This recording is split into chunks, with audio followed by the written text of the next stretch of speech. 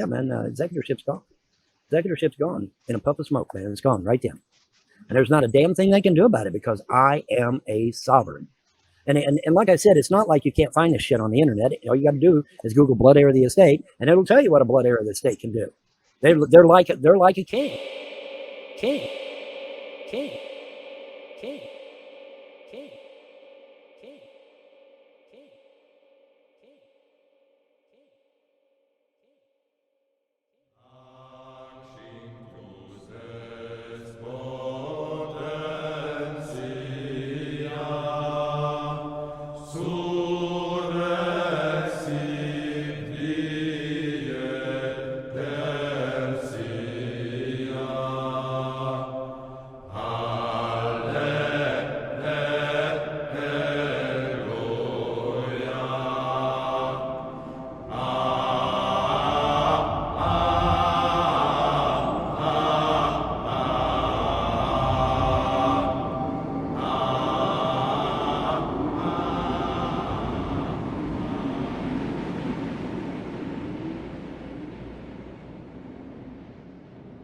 The year of our Lord, 1022.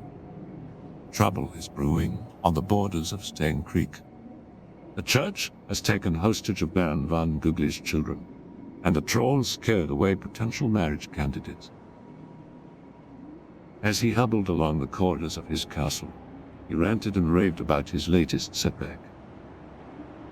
After my miserable mother's death, the Frosts have laid claim to my estate. I shall write a pamphlet and expose these evil conspiring bastards.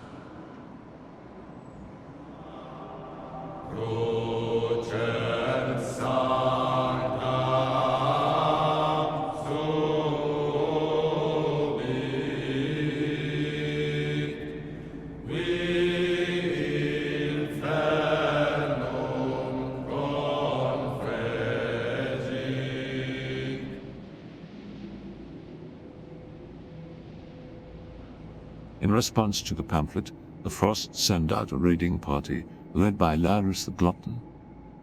Being a natural-born slapper, Larus slapped his way into the castle, emptied the treasury, and pillaged the Baron's stockpiles.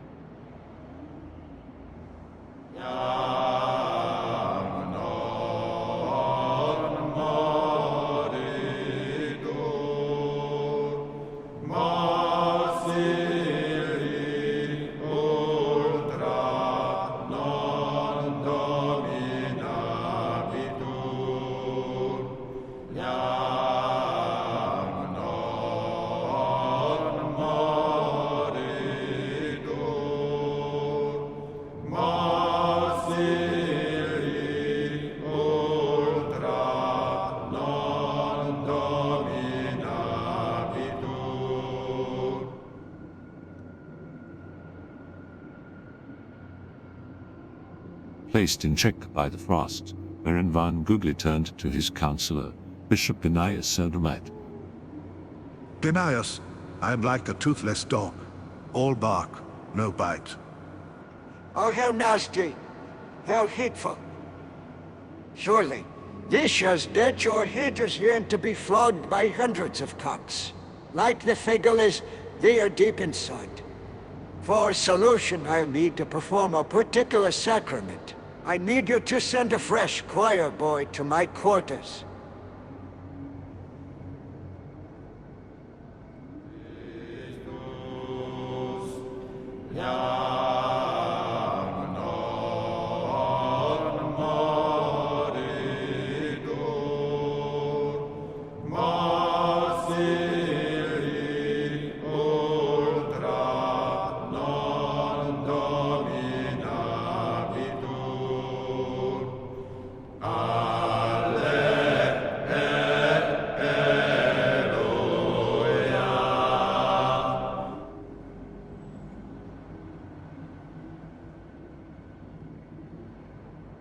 After 2 days of consulting with the Lord, the bishop came out of his quarters, sniffing his fingers.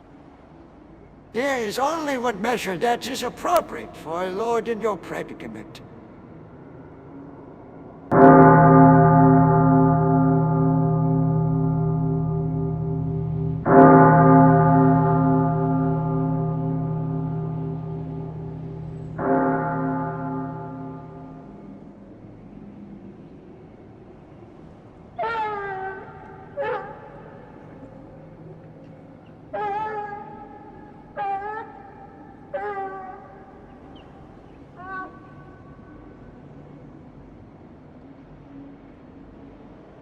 The first victims of this terror were the hound's puppies. Look at what you've made me do. Word of the slain hound spread quickly. This angered the villagers, and so they summoned the legal scribe of Dane Creek, Retard Doctus. Don't worry, villagers. I will have him thrown in the dungeon of Manchesterium.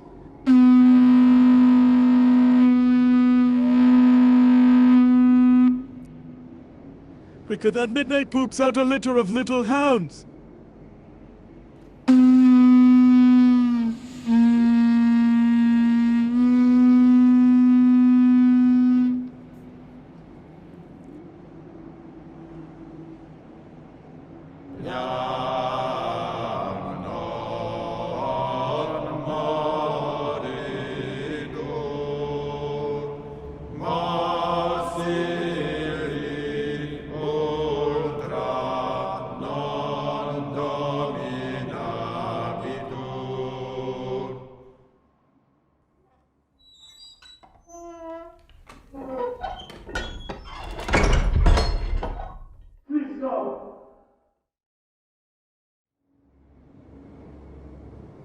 Because of the people's defiance, the Baron put in place draconian laws.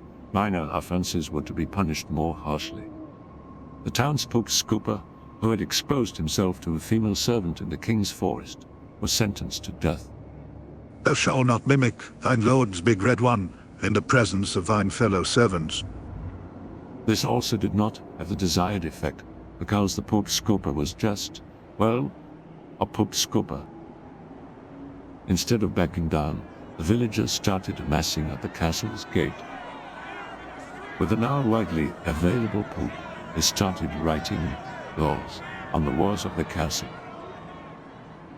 It was under these circumstances of an imminent uprising by the villagers that the bishop suggested an act so vile, the likes of which the hill people had never experienced.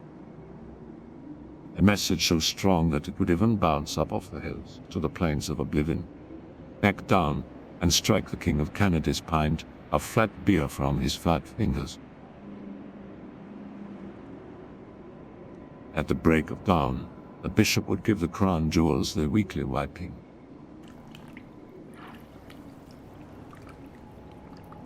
Surely your haters would love to be in my place.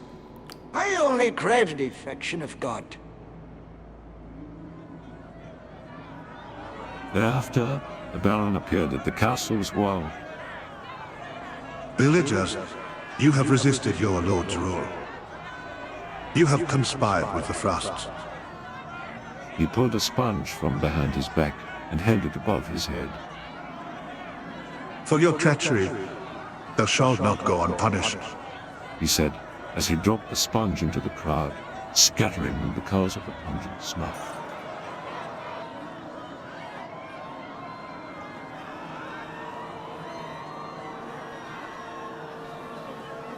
As they ran to the hills, they could hear Van Goodley's voice around them. And you will know who is king of Stain Creek.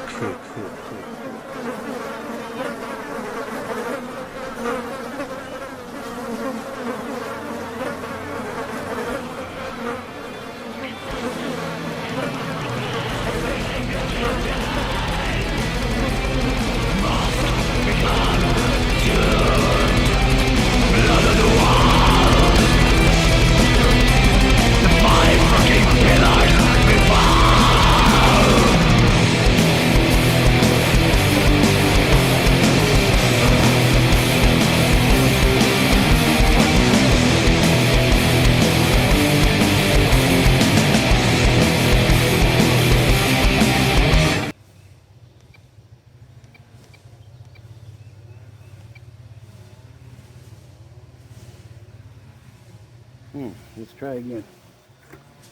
Let's try again. Let's see here. I don't know why it's the motor started sounding different. I have no idea. But we're gonna try again.